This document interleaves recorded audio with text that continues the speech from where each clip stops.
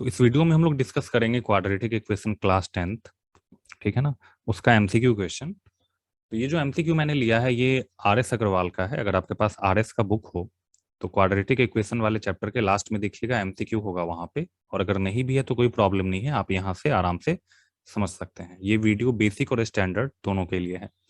तो चलिए शुरू करते हैं। क्वेश्चन नंबर 1 क्या कह रहा है यहाँ पे? क्वेश्चन नंबर 1 में कह रहा है कि which of the following is a quadratic equation. बहुत ही आसान क्वेश्चन है, बस देख के बताना है कि कौन सा इक्वेशन क्वाड्रेटिक है या नहीं है।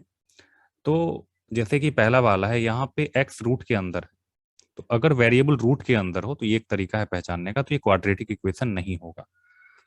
फिर ऑप्शन बी में 1/x है, 1/x का मतलब है पावर में -1 आ जाएगा। जब हम इसे करेंगे सिंप्लीफाई तो x plus x to the power -1 equal to x square.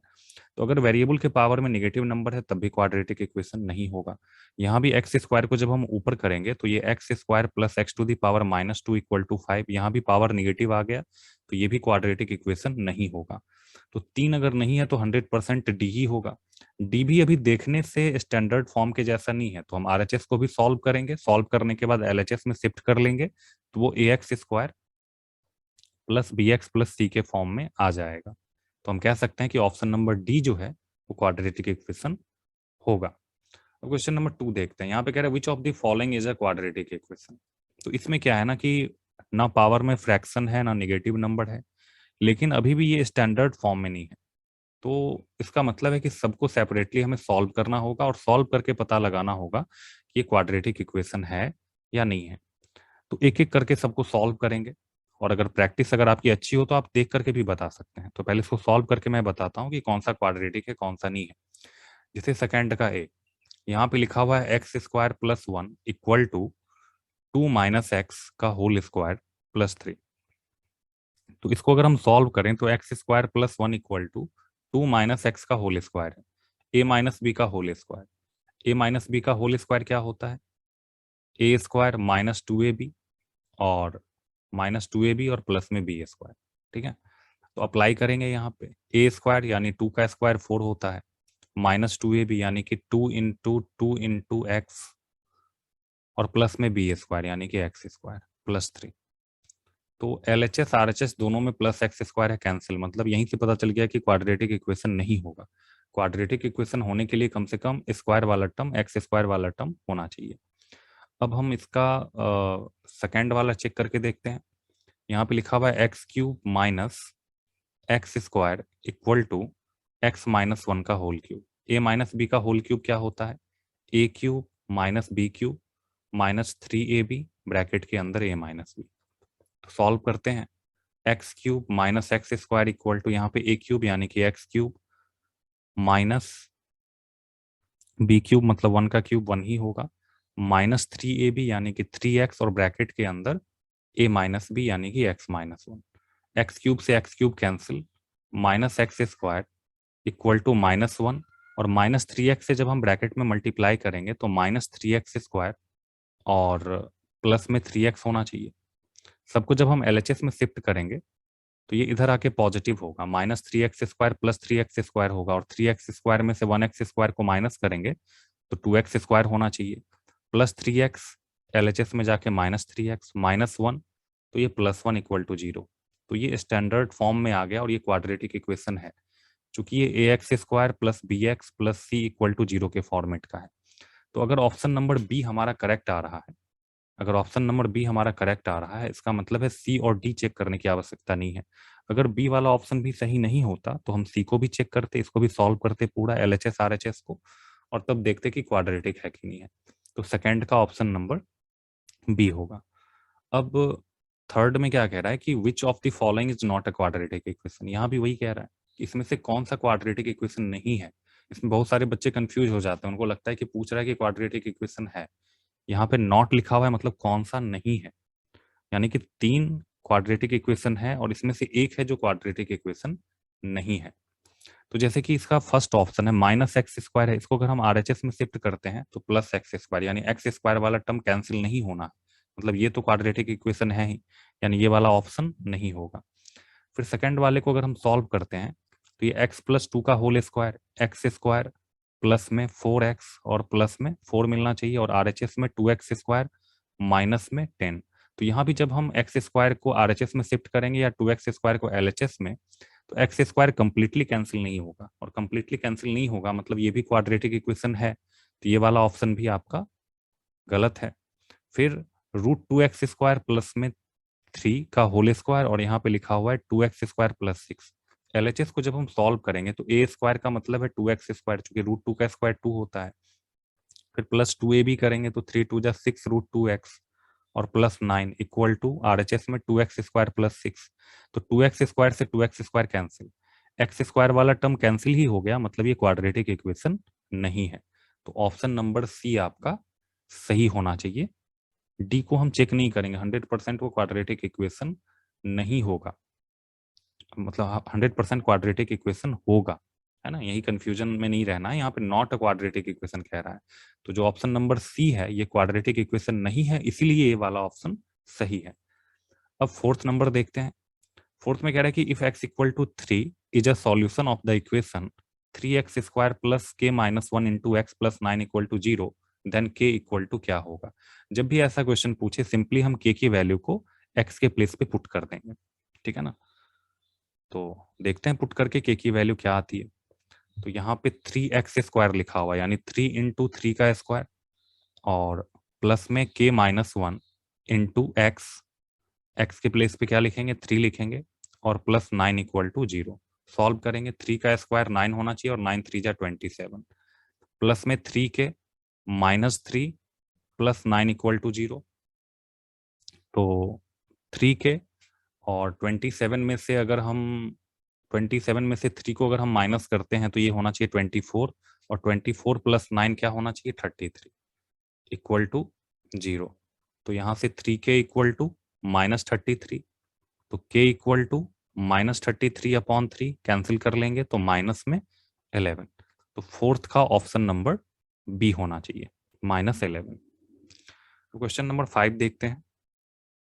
If one root of the equation 2x² plus ax plus 6 equal to 0 is 2, then a equal to क्या होगा। तो ये क्वेश्चन नंबर 4 की ही तरह है, वहां पे कह रहा था सॉल्यूशन, यहाँ पे कह रहा है रूट। सॉल्यूशन और रूट का एक ही मतलब होता है, इसमें कंफ्यूज नहीं होना है। यहाँ भी हम क्या करेंगे, x के प्लेस पे 2 पुट करेंगे, और 2 पुट करके a की वैल्यू निकाल लेंगे। अगर आपको ये क्वेश्चन आता है तो आप वीडियो को पॉज करके पहले सॉल्व करेंगे, फिर हमारा सॉल्यूशन देखेंगे और देखेंगे कि आपका आंसर सही आ रहा है कि गलत आ रहा है। तो करके देखते हैं। यहाँ पे हम x के प्लेस पे 2 पुट करेंगे, चूंकि रूट दिया हुआ है, तो 2 इंटू 2² प्लस में a इंटू 2 और प्लस 6 इक्वल टू 0। 2 का स्क्वायर होता है 4, 4 इंटू 2 करेंगे तो 8, 8 plus 2a plus 6 equal to 0। तो 2a प्लस में 14 इक्वल टू 0। तो यहाँ से 2a इक्वल टू आना चाहिए -14, तो a इक्वल टू -14/2, तो हो जाएगा -7, यानी फिफ्थ का ऑप्शन नंबर होना चाहिए बी। तो बहुत ही आसान है, सिंपली पुट किया हमने और आंसर आ गया हमारा। क्वेश्चन नंबर 6 देखते हैं। क्वेश्चन नंबर 6 में कह रहा है कि the sum of the roots of the equation x² minus 6x plus 2 equal to 0 is. Sum of the root, तो फॉर्मूला होता है ना, याद रखना, एक तो सम ऑफ द जीरो यानी अल्फा प्लस बीटा, और एक होता है अल्फा इंटू बीटा। तो अल्फा प्लस बीटा होता है -b/a, और अल्फा इंटू बीटा होता है c/a, और ये होता है स्टैंडर्ड के लिए, यानी ax² plus bx plus c। यहाँ पे a जो है वो x² का कोफिशियंट है, b x का कोफिशियंट है, और c कांस्टेंट टर्म है। तो यहाँ पे sum of the roots of the equation, sum of the root यानी कि अल्फा प्लस बीटा हमसे पूछा जा रहा है, तो -b, तो माइनस, और b का वैल्यू यहाँ पे -6 है, इसमें कंफ्यूज नहीं होना है। एक माइनस यहाँ पे अल्फा प्लस बीटा का जो फॉर्मूला है उसके कारण लग जाना चाहिए, और -6 वहाँ पे b का वैल्यू है, और डिनोमिनेटर में a, x² का कोफिशियंट कुछ नहीं है मतलब 1, तो माइनस में -6 मतलब +6 होगा, तो +6 यानी 6 का ऑप्शन नंबर सी होना चाहिए, ठीक है। तो ये स्पीड होनी चाहिए आपकी, एक दो बार प्रैक्टिस कर लेने के बाद स्पीड अच्छा होता चला जाएगा, जितना प्रैक्टिस करेंगे स्पीड उतना ही अच्छा होगा। अब 7 नंबर देखते हैं। If the product of the roots of the equation x² minus 3x plus k equal to 10 is -2, then the value of k is. तो वैल्यू का k का वैल्यू क्या होगा। यहाँ पे प्रोडक्ट ऑफ द रूट दिया हुआ है -2, प्रोडक्ट ऑफ द रूट मतलब अल्फा इंटू बीटा दिया हुआ है -2, और अभी अभी हमने वहां पे डिस्कस करा है कि अल्फा इंटू बीटा होता है C/A, तो C/A का वैल्यू -2 है, और यहाँ पे C का वैल्यू, C के प्लेस पे K है यानी कांस्टेंट टर्म, और A के प्लेस पे इसमें कुछ नहीं है यानी यहाँ पे तो 1 है, तो K/1 इक्वल टू -2, तो K का वैल्यू क्या होगा, -2 ही होगा, यानी 7 का ऑप्शन नंबर ए होना चाहिए। अगर आप लोगों को समझ में आ रहा है, वीडियो अच्छा लग रहा है, तो लाइक करना है, शेयर करना है, ठीक है ना, और सब्सक्राइब करना है। अब क्वेश्चन नंबर 8 देखते हैं। क्वेश्चन नंबर 8 में क्या कह रहा है कि the ratio of the sum and product of the roots of the equation 7x² - 12x + 18 = 0 is sum और प्रोडक्ट, यानी कि अल्फा प्लस बीटा और अल्फा इंटू बीटा, इसका रेशियो आपसे पूछा जा रहा है। रेशियो का मतलब यही होता है, ऊपर अल्फा प्लस बीटा और डिनोमिनेटर में alpha into beta. Alpha plus beta होता है -b/a और अल्फा इंटू बीटा होता है C/a। तो यहाँ पे b के प्लेस पे -12 है, तो माइनस माइनस क्या हो जाना चाहिए, +12। x² का कोफिशियंट 7 है, यानी 12/7 अपॉन c का वैल्यू 18 है, तो नीचे हम 18 लिखेंगे, और a का वैल्यू 7 है, तो यहाँ पे 7 लिखेंगे।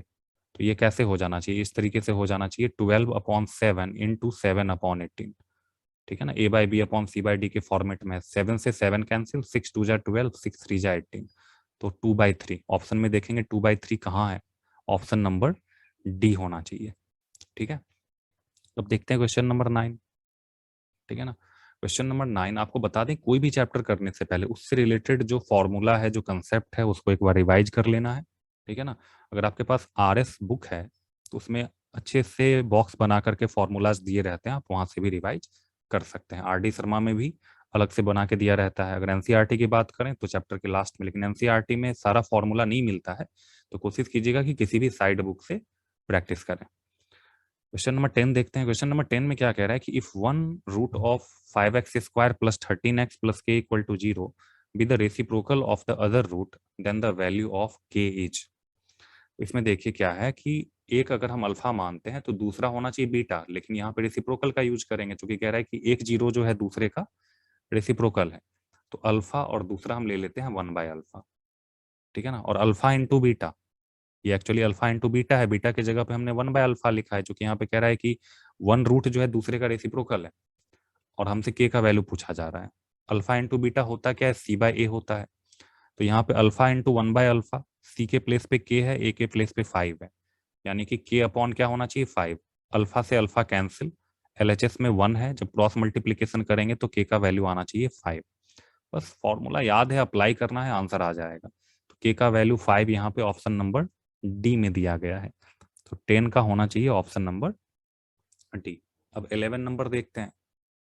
11 में क्या कह रहा है, the sum of the roots of the equation kx² + 2x + 3k is equal to their product then the value of k is, यानी alpha plus beta equal to alpha into beta, ये कहा जा रहा है।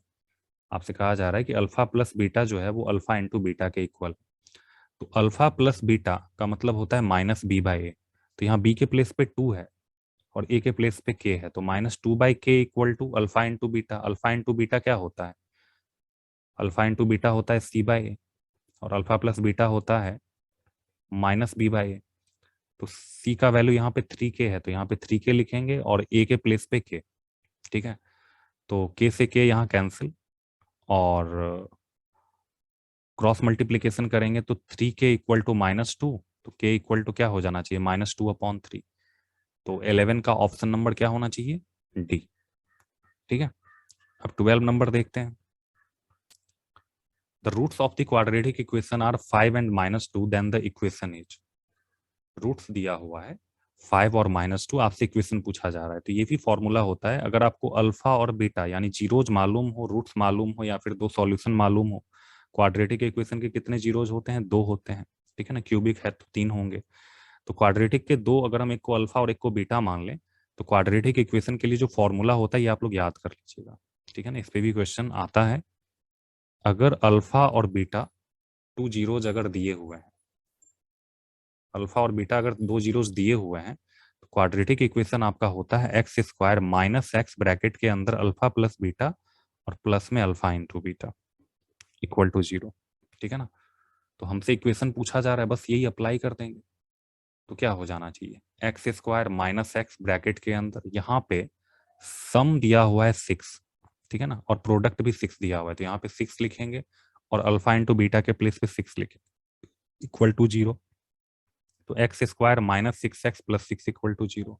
10 से 15 सेकंड का question है। Simply जो कहा जा रहा है वो वैल्यू पुट करेंगे, आंसर आ जाएगा x square minus 6x plus 6 equal to 0। तो x square minus 6x plus 6 equal to 0, यानी कि 1 मिनट, मैंने गलती से आप लोगों को क्वेश्चन नंबर 13 बता दिया, कोई नहीं। इसके बाद फिर हम लोग क्वेश्चन नंबर 12 उसी पे बनेगा, उसी पे करके मैं बता दूंगा। यहाँ पे the roots of the quadratic equation यहाँ पे दिया हुआ है 5 एंड -2। तो 13 मैंने पहले बता दिया, चूंकि यहाँ पे सम 6 दिया हुआ है, प्रोडक्ट 6 दिया हुआ है, तो 13 का ऑप्शन नंबर ए होना चाहिए। अब 12 वाला देख लेते हैं। 12 में क्या है कि यहाँ पे अलग अलग जीरोस दिए हुए हैं, यानी कि अल्फा का वैल्यू 5, यहाँ पे सम नहीं दिया हुआ है, अल्फा 5 दिया हुआ है और बीटा -2 दिया हुआ है। तो यहाँ पे पहले हम अल्फा प्लस बीटा निकालेंगे, यानी alpha plus beta equal to क्या होगा, 5 और प्लस में -2 जो कि 3 होना चाहिए। और फिर हम अल्फा बीटा करेंगे तो 5 इंटू -2 जो कि -10 होना चाहिए। अब क्वाड्रेटिक इक्वेशन आपका क्या होगा, एक्स स्क्वायर माइनस में एक्स ब्रैकेट के अंदर अल्फा प्लस बीटा यानी कि 3 होना चाहिए, और प्लस में अल्फा इंटू बीटा यानी कि -10 इक्वल टू 0। तो ये आपका होगा x square -3x -10 equal to 0। तो 12 का ऑप्शन नंबर हो जाना चाहिए बी। ठीक है, गलती से मैंने 13 वाला पहले कर लिया था। 12 का ऑप्शन नंबर बी। अब करते हैं क्वेश्चन नंबर 14। 14 में कह रहा है कि alpha and beta are the roots of equation 3x square plus 8x plus 2 equal to 0, then 1 by alpha plus 1 by beta equal to क्या होगा। ठीक है ना, तो हमें तो दो ही चीजों का वैल्यू पता है, एक तो alpha plus beta minus B by A होता है, और एक अल्फा इंटू बीटा जो कि सी बाय ए होता है। तो इसको सॉल्व करके कोशिश करेंगे कि इसी दो फॉर्मेट में लाएं। तो देखिए कैसे करेंगे इसको।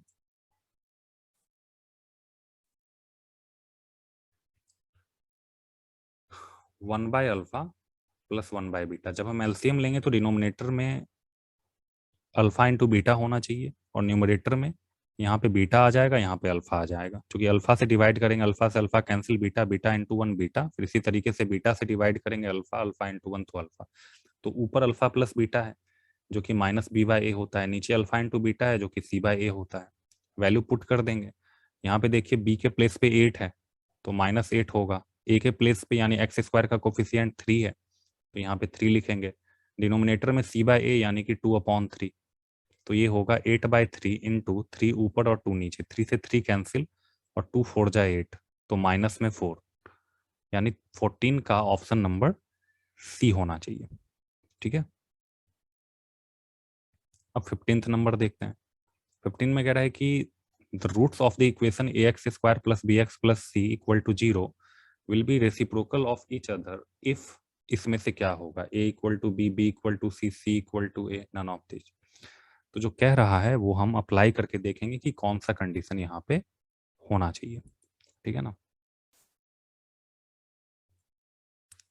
तो इसमें कह रहा है कि the roots of the equation will be reciprocal of each other. तो एक को अगर हम अल्फा लेते हैं,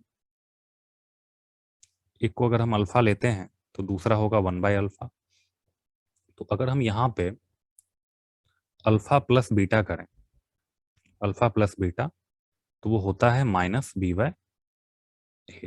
और अगर हम अल्फा इंटू बीटा करें तो वो होता है c/a। ठीक है ना, तो और यहाँ पे ये भी कह रहे हैं कि the roots of the equation A x square plus B x plus C equal to 0 will be reciprocal of each other if. तो यहाँ पे अल्फा इंटू बीटा, इसका तो कोई यूज ही नहीं है। बीटा के प्लेस पे हम क्या करेंगे, 1 बाय अल्फा पुट करेंगे।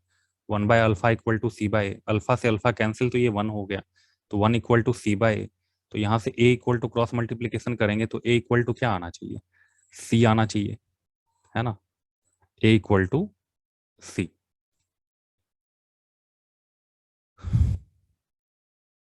तो 15 का ऑप्शन नंबर कौन सा होना चाहिए, ए इक्वल टू सी। अगर हम देखें तो यहाँ पे उल्टा करके दे दिया है सी इंटू ए, उससे कोई फर्क नहीं पड़ता। 15 का ऑप्शन नंबर सी हो जाना चाहिए। इस वाले का कोई काम ही नहीं है यहाँ पे। ठीक है ना, यहाँ से -b और a के बीच में कुछ रिलेशन आएगा, उससे हमें कोई मतलब नहीं है। तो 15 का ऑप्शन नंबर सी हो जाना चाहिए। ठीक है, अब देखते हैं क्वेश्चन नंबर 16। 16 में कह रहा है कि if the roots of the equation ax square plus bx plus c equal to 0 are equal, then c equal to क्या होगा, c की वैल्यू क्या होगी अगर रूट्स इक्वल हैं तो, यानी अल्फा और बीटा दोनों सेम है, यानी बीटा की जगह पे आप अल्फा लिख सकते हैं। देखिए अब इसको करके देखते हैं।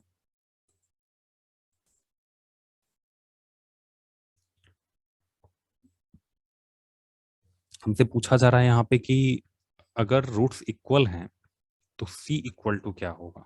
तो यहाँ पे अल्फा प्लस बीटा एक तो होता है माइनस बी बाई ए, यानी यहाँ पे हम लिख सकते हैं alpha plus alpha equal to minus B by A, या फिर two alpha equal to minus B by A, या फिर alpha equal to minus B upon two ए।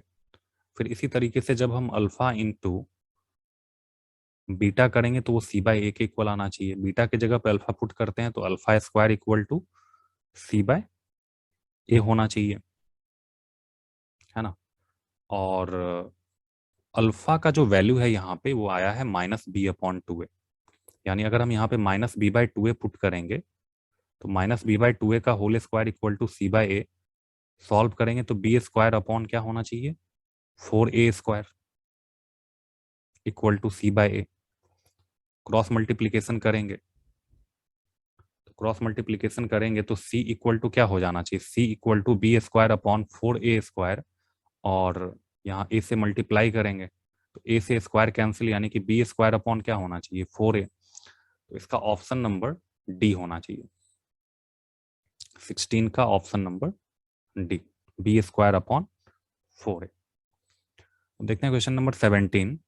17 में क्या क्या कह रहा है कि if the equation 9x square plus 6kx plus 4 equal to 0 has equal roots then k equal to क्या होगा। तो इक्वल रूट का कंडीशन होता है, इक्वल रूट का कंडीशन क्या होता है कि d इक्वल टू 0 होना चाहिए, यानी डिस्क्रिमिनेंट का वैल्यू 0 होना चाहिए।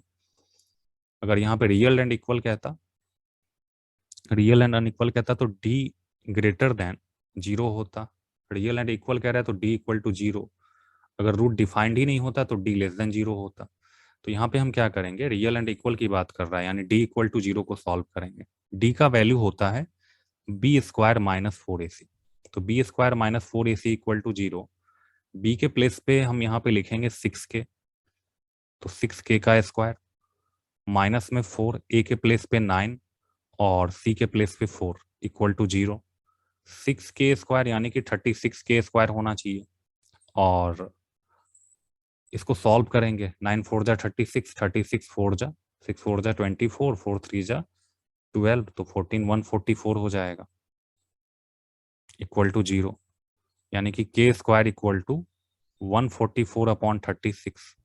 तो k का वैल्यू क्या होना चाहिए, पहले तो इसको कैंसिल करेंगे, k स्क्वायर इक्वल टू 36, 36 4 जा 144, k स्क्वायर का वैल्यू 4, तो k इक्वल टू क्या हो जाएगा, प्लस माइनस 2। जब भी स्क्वायर होता है ना उसको शिफ्ट करते हैं तो प्लस माइनस हो जाता है। 4 का स्क्वायर रूट 2 होगा और 2 के आगे प्लस माइनस का साइन, यानी +2 और -2। तो 17 का ऑप्शन नंबर सी होना चाहिए, ठीक है। तो 2 और -2 17